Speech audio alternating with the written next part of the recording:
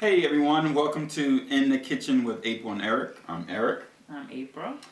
This is my wife and I. We've been talking with couples for quite a while now, and we get into these discussions with the couples, and we have discussions and we're just surprised by some of the things that they're not communicating with.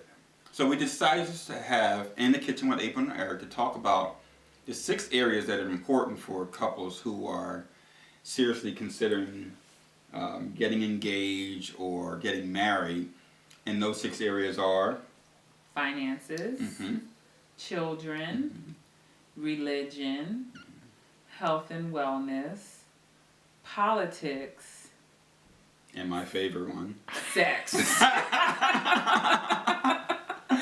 So these are 6 critical areas that you all should be talking about. So today we have 2 of our good friends coming over, Mike and Kristy. I'm doing their wedding. We're going to talk about one of these 6 areas. The hope is that you all will gain something from some of these videos as we discuss with several couples about one of these 6 areas. And we like to have folks at our home, in our kitchen, and we eat and we chat and we drink and we have fun and we talk. And hopefully you'll gain something from it, right? Yes, sir.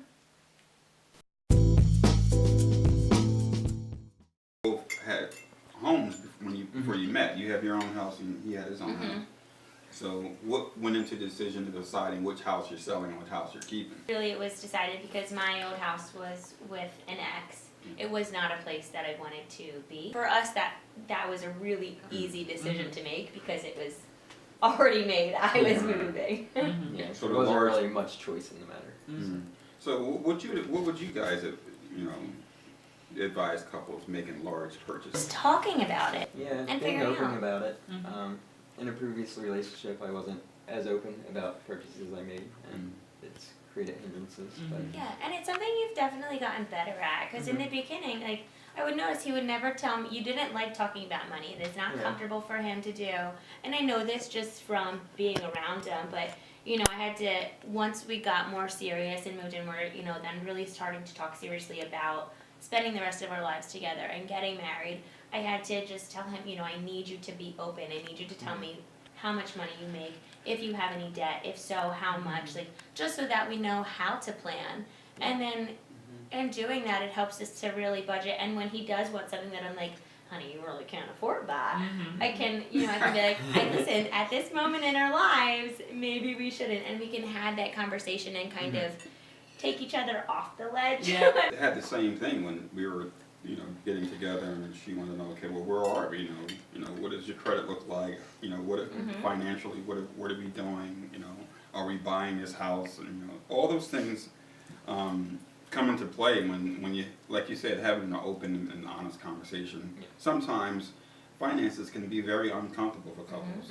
And fortunately for us, it wasn't that uncomfortable because she was just on, I need to know.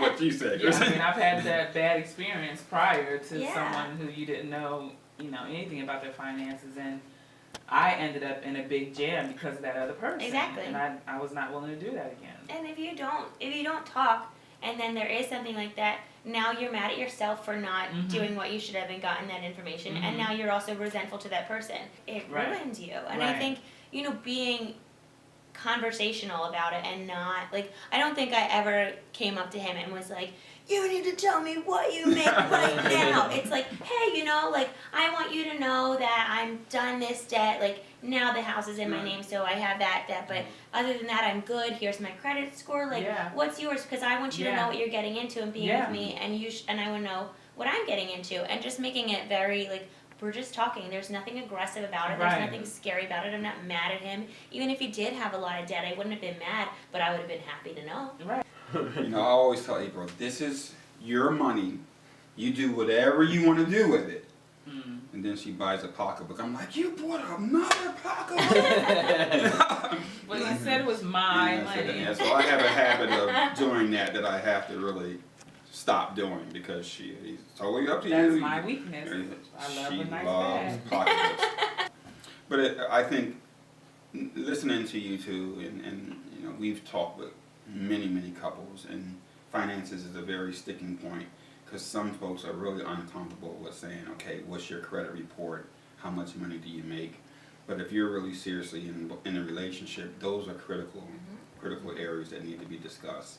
And I mean, not only in the beginning, also throughout the whole marriage or relationship, you know, so often, you know, God forbid if something happens to one of you guys, and it's all usually the husband statistically goes first, unfortunately. thank you, babe. I mean, I'm that just makes saying, me feel it's good. I tell him all the correct. time he's gonna die first. Right. But, and a lot of times, you know, the wives have no idea what's going on with the finances. They don't know, they have no idea how much money they have in their accounts. They don't know how to pay the bills because their husband took care of all of that. Or you find out your husband really wasn't taking care of all that, and now you got all this debt, you know. So it's like, that is the main reason why couples really need to talk about their finances constantly, because it's something that's never going to go away. Right. You're always going to have bills. You're always going to have some debt. You're always going to have to pay for something. So it has to be a constant conversation and keeping each other in the know, because God forbid if anything happens, you just don't want to leave your partner in that situation. Right. So. You know, well, guys, we thank you for coming and sit in our kitchen and talk about this area of Yes. finances, because this is one of the critical conversations, as we said before, is finances, religion, sex, politics, kids, and health and wellness. And finances is a hard conversation to have.